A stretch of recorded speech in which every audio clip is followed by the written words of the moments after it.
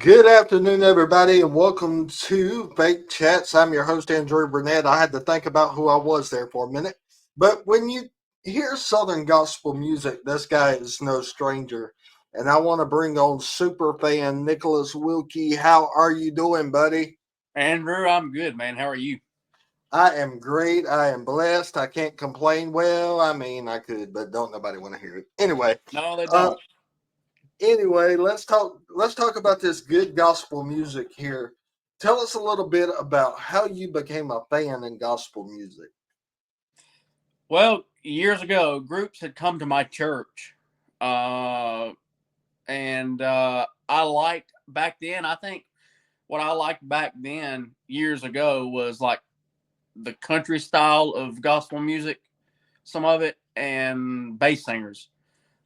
Because like back then, I remember like being attracted to like David Hester's bass singing from the Dove Brothers back then, and stuff like that around that time, and but I don't think I truly got into gospel music until I saw the Kingdom Heirs the first time at Dollywood in the end of 2012. I think it was. I've always said so. I want to say that, and but I believe the Kingdom Heirs is what got me into gospel music, and I've loved it ever since. So yeah, So, that's kind of how I got into gospel music.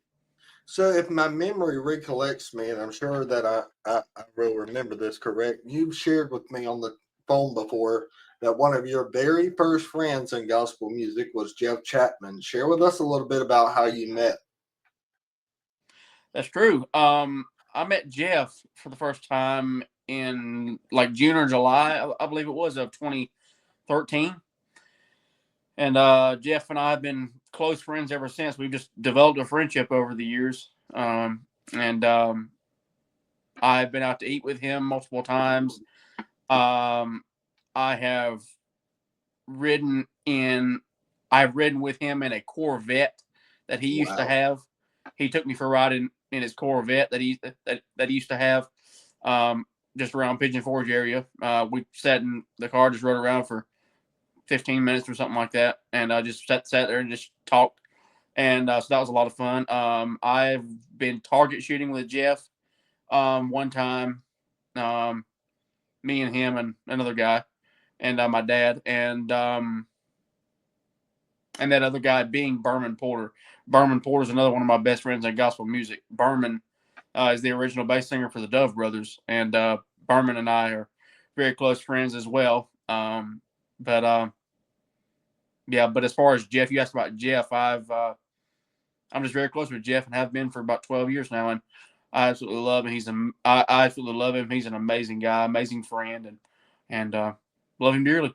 So Looks like from behind you, you got a love for Southern gospel records. I do. What would be the first Southern gospel record that you got? The first Southern gospel music record I got was Gold City's "I Think I'll Read It Again" album.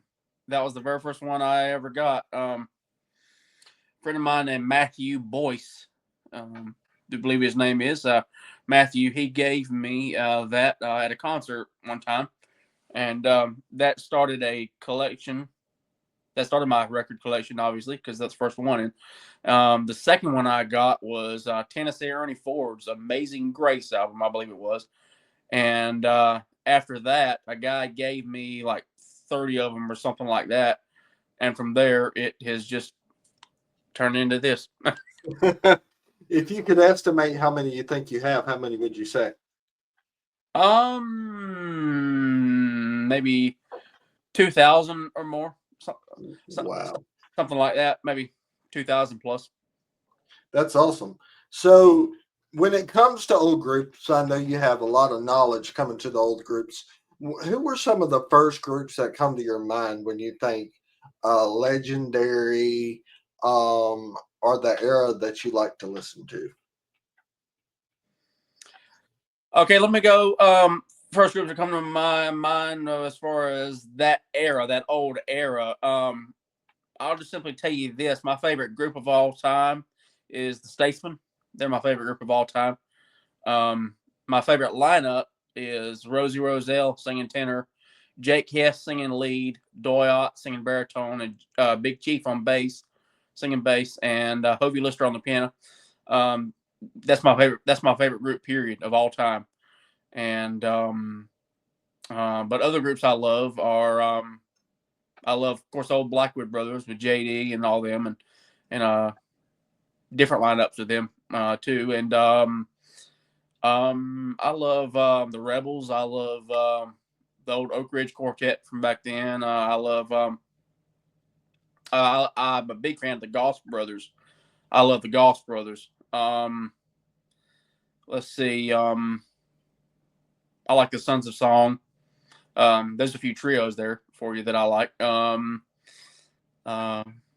yeah, I just love that old era. My favorite era of gospel music is like the 40s, 50s to like the mid 60s. That's my favorite era of gospel music. Now, don't get me wrong, I like gospel music, some gospel music in all eras, but that's my favorite, and that's pretty cool to say that and everything because I'm only 23 years old. I'm only 23 years old, and yeah, I absolutely love that old stuff. But like I said, I love some gospel music in all eras. So. So, what would be your favorite quartet song to listen to from that specific era? There's Andrew, there's no way in the world, brother, that I could say that. There's so many. I just I love a lot of stuff. There's no way I could say that, brother. Just no way in the world. So So, let me ask you the hard question now. yeah. If a Southern Gospel fan was to go through the Nicholas Wilke playlist right now, what are the top 5 songs that they would hear? That's a extremely hard question. Uh Or if you can't name the song, what about the top 5 artists that you would hear? well, that's very hard. Like I said, my favorite group of all time is the Statesmen. So um um you would hear some Statesmen. You would hear maybe the Goss Brothers. I'll just give you 5 groups that I can think of. How about that? Statesman, Goss Brothers. Um, let's see.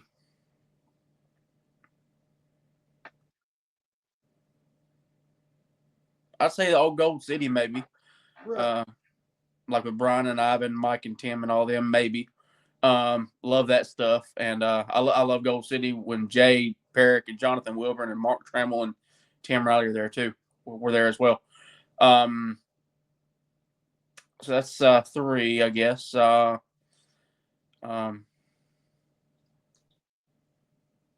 hmm. Man, you've thrown that question out at me, and it's hard, man. Well, we'll Um, we'll continue on going. Don't worry about that. So you've got a podcast called Southern Gospel Conversations. yeah. Man, you've had a lot of great conversations. How many episodes have you recorded now? 83 I've recorded, I believe. Wow, and you've had some top names on there. Share with us some of your most memorable conversations you've had so far. The Which first one came to mind. Say again. I'm sure they've all been memorable in some kind of way, but what would be the ones that really stick out to you, the conversations that really stick out to you? The first one that came to my mind was Joe Brown, that sang with the Diplomats for a long time, and he sang with the Inspirations for a couple of years, or maybe 2 years, something like that. But I love Joe, man. He just when he and I got together on the interview, he just shared his heart, and I thought that one was fantastic. Another one I love, just maybe because of the history and all that stuff. I did one with my buddy Phil Barker that sang with the Harvesters years ago and sang with the Singing Americans for a while, and just groups like that. Jordan's Bridge most recently, but anyway, so that was a lot of fun.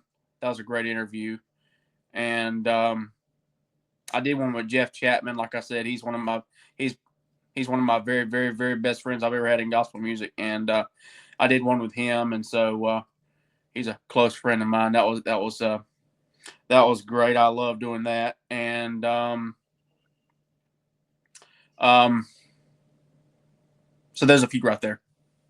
So, moving right along, your podcast really started something for you and transpired into a segment at the Life FM, which you were already great friends with Rodney Balcom. Share with us a little bit about that.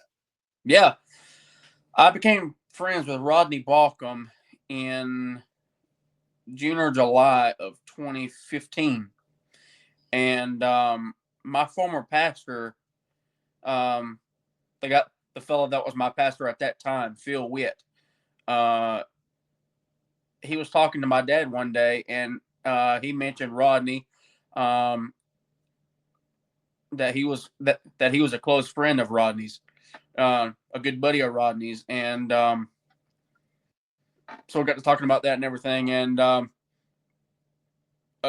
just a couple months later, he took my dad and I to the Life FM radio station to meet Rodney in person, and we went out to eat that day, I do believe, together. And I got to record a few liners for the Life FM that day, and so that just sparked a friendship with Rodney, and been buddies with him ever since. And then I was at an Inspirations concert, I believe, a couple years ago, 2023, I believe it was, probably. And Rodney's daughter Reagan told me, um, I believe this may have been where I found out about that. It may have been before but anyway, let me just tell you this. In 2023, I was told, um, basically, I was invited to come look at their new studio that they were moving into, because they moved into a new studio. They moved into a new studio about 2 minutes or so from where they were originally, and I was invited to go look at that studio, and so I did. I went and looked at it with Rodney and Reagan, his daughter, and my dad, and well, my mom took me, but anyway, it was me and Rodney and Reagan, and after we sat down, after we looked at the new station studio and everything, they set me down in the conference room, and that's where they offered me the job. And I've that was I started in late August of that year, I do believe, in 2023, and I've been at it ever since. What I am is they call me the Life FM field correspondent. I get what I do now is I get artists to send me a voice message of them telling me 3 to 5 interesting facts about themselves.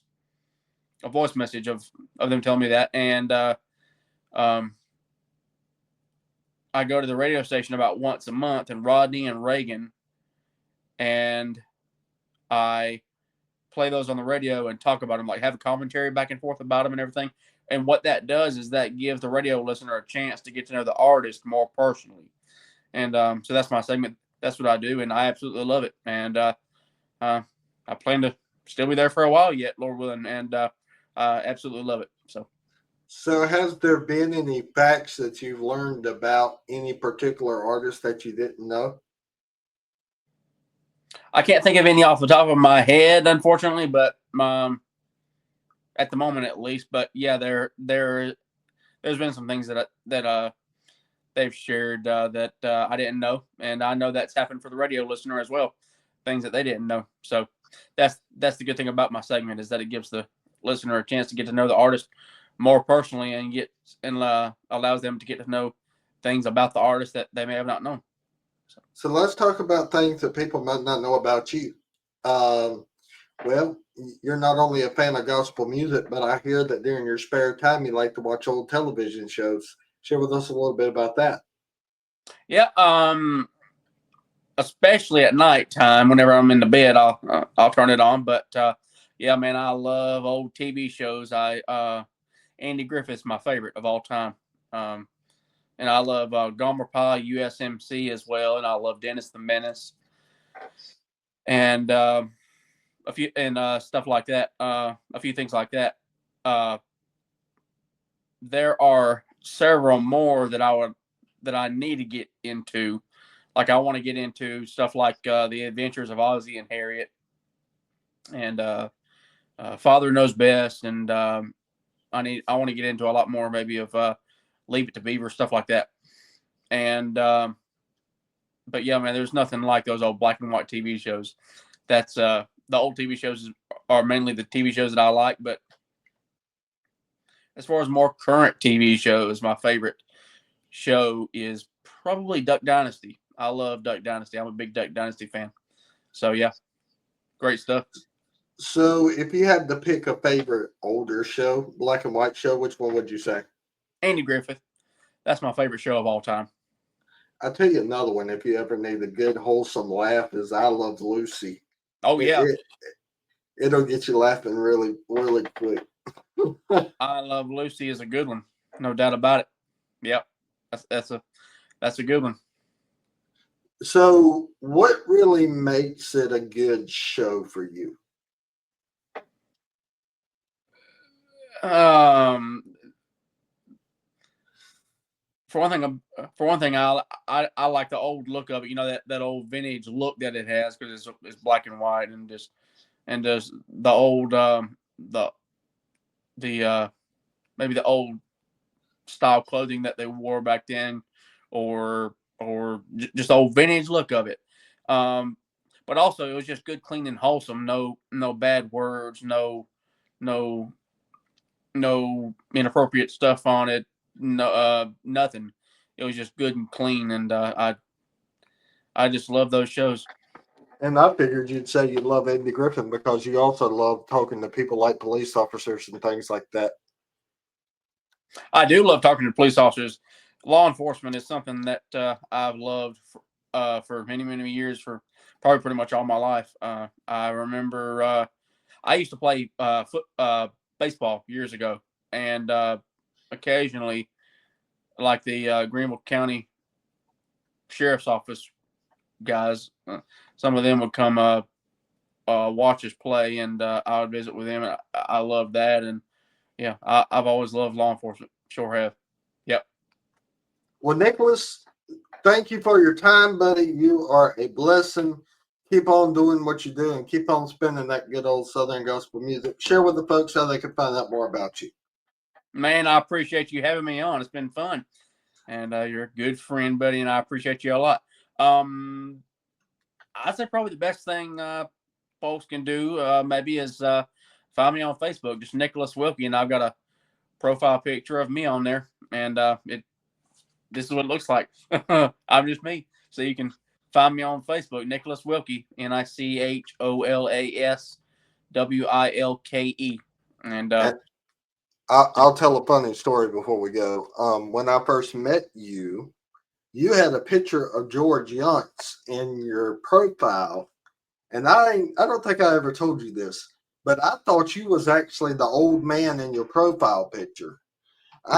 I did not know that you was as young as what you are. So let me just say, folks, if you see a picture of an old man on his profile picture, I don't think that's it anymore, but that's George Younts, the bass singer. It's not Nicholas Wilke. I can promise you that. Yeah. Oh, yeah.